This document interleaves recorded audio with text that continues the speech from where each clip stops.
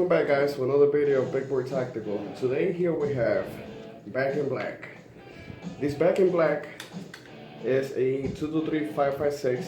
It's got a palmetto stick lower and it's got a Davidson Defense upper. This is a 556 223, but the barrel is a 556. If you know the difference between the 556 and the 223, 556 is a heavier load than the 223. You can shoot 223s out of the 556 and it won't put much wear and tear. But if you shoot 556 out of 223, you will put a lot of wear and tear. Now let's go over the components. We got the basic retractable butt stock. We have mag pull sights. We have a thermal 30 round magazine.